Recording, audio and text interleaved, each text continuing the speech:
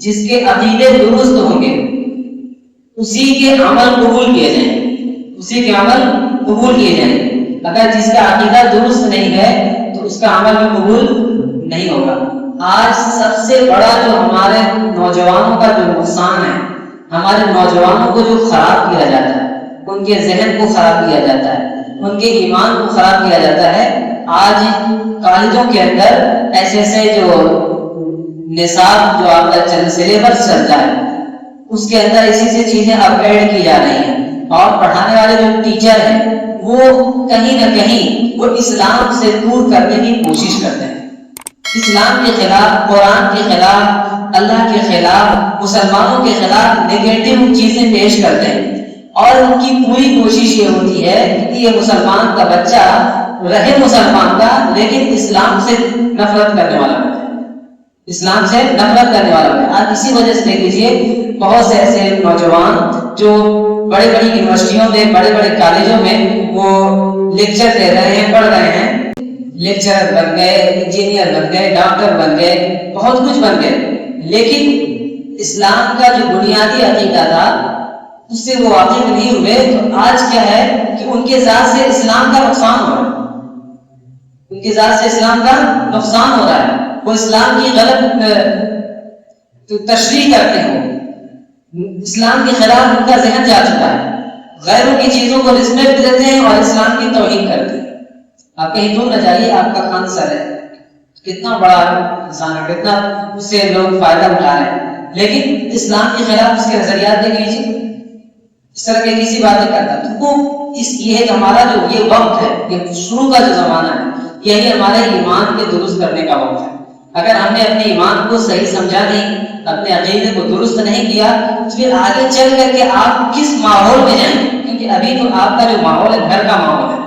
جب انٹر کے بعد آپ کسی یونیورسٹی کا رخ کریں گے، آپ کسی ہاسٹل کا رخ کریں گے، تو آپ کے ساتھ کرسچن بھی ہوگا، آپ کے ساتھ RSS کے بچے ہوں گے، آپ کے ساتھ نہ جانے کون کون سے شیعہ بھی ہوں گے، نہ جانے اور کیسے لوگ ہوں گے، اور چار طرح کے لوگوں کے ساتھ جب آپ بیٹھیں گے، اسی میں کچھ دہریہ قسم کے ہوں گے جو یہ کہیں گے کہ دنیا میں کوئی خدا نہیں ہے، دنیا اپنے آپ سے چلے، اور ایسے لوگ ملیں گے اور اس پر پروف دیں گے، اور ایسا پروف دیں گے گویا لگے گا کہ 100% ان کی باتیں بالکل صحیح ہیں، اور آپ کے پاس جب کچھ نالج نہیں ہوگی، آپ کو باتیں ایمان عقیدہ نہیں معلوم ہوگا، تو آپ کیا کریں گے؟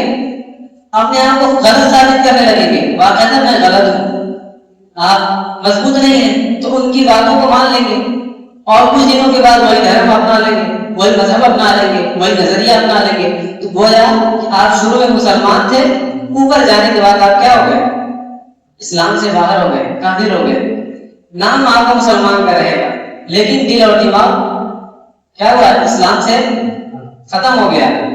تو اس سے ہماری یہ محنت ہے، مولانا کی کوشش ہے، ہم سب کی محنت یہ ہے کہ ہم لوگ چاہتے ہیں کہ آپ کے ایمان کو بچایا جائے، آپ کی فکر کی جائے۔ اب آپ کو اپنے بارے میں نہیں معلوم ہے کہ آپ کس رخ میں چل رہے ہیں، لیکن آپ کی زندگی کو ہمیں دیکھ کر کے، ہم کو دیکھ کے بہت افسوس ہوتا ہے، بہت افسوس ہوتا ہے، کیونکہ آگے کی منزل جو آپ کی ہے وہ ہمیں نظر آ رہی ہے، آپ کس مرحلے سے گزرنے والے ہیں، کیسے کیسے لوگوں کا سامنا کرنا پڑے گا آپ کو، آپ کے پاس کیا نالج ہے، کیا جواب دیں گے، یہ سب ہمیں معلوم۔ اس لیے سیشن رکھا گیا ہے کہ آپ اپنے وقت کو قیمتی سمجھیں، اور اس سیشن کو بہت زیادہ قیمتی سمجھیں، اپنی پوری زندگی کا سب سے قیمتی سرمایہ سمجھیں۔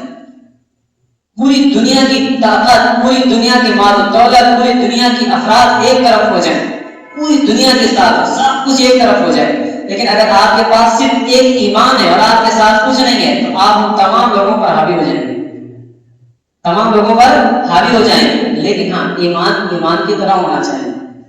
ایمان کس کو کہتے ہیں؟ ایمان کی ڈیفینیشن کیا ہے؟ کہ ہمیں جاننا پڑے، ہے نا مولانا؟ یہ ضروری ہے، اس کو اہمیت دیں۔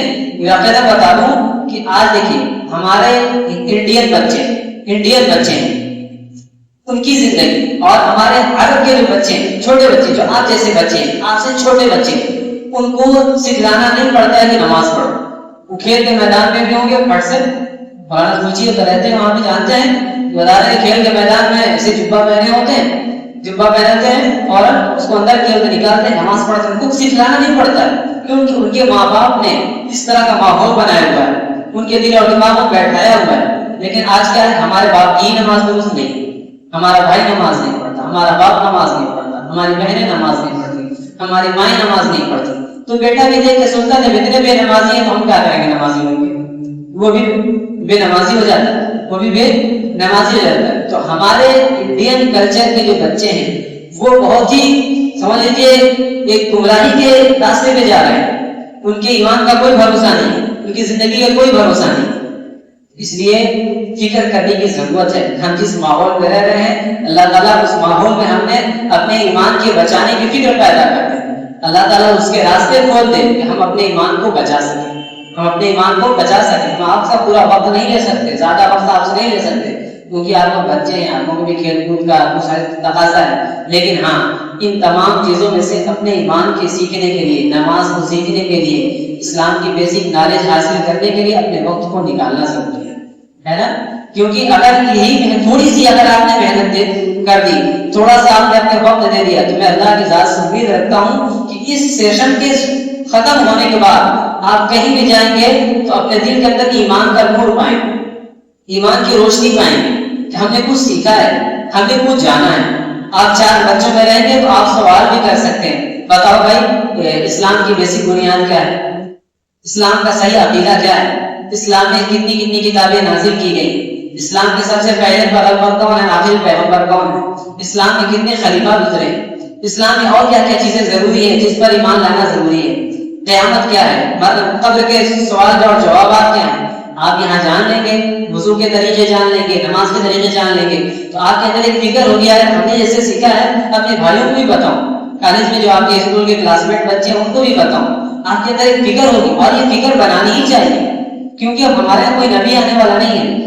ہمارے نبی یہ کام سب کو دے کے گئے کہ ہر ایک علم سیکھے اور علم سیکھ کر کے اپنے بھائیوں کو سکھائے. طلب العلم فریضۃ علی کل مسلم و مسلمہ, کہ ہر مسلمان مرد عورت پر علم کا حاصل کرنا ضروری ہے. تو اسلام کا سب سے پہلا عقیدہ کیا ہے, اللہ کی ذات پر ایمان, اللہ کی ذات پر ایمان لانا.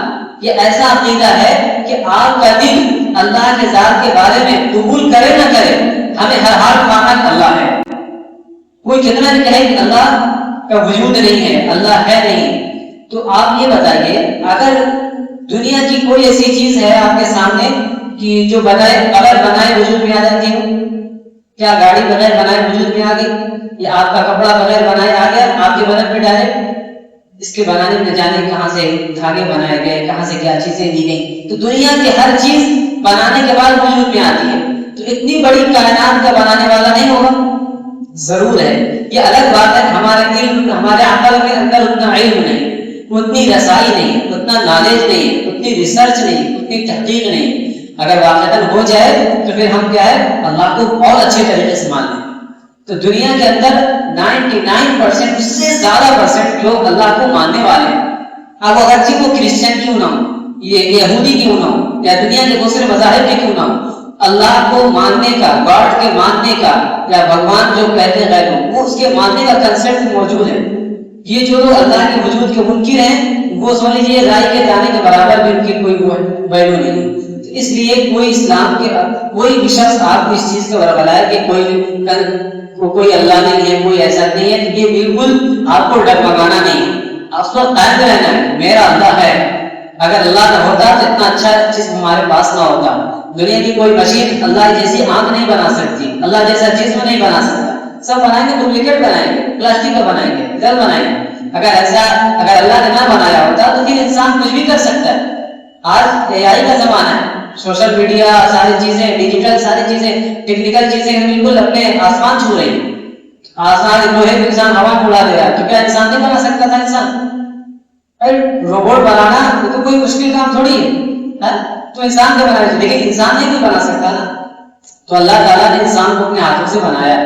تو ہمیں سب سے پہلا بنیادی عقیدہ رکھنا ہے اللہ ایک ہے. کیا ہے؟ اللہ ایک ہے, اور اللہ ایک ہے, اور اللہ تعالیٰ تنہا تمام بندوں پہ نظر رکھتا ہے, تمام بندوں پر نظر رکھتا ہے.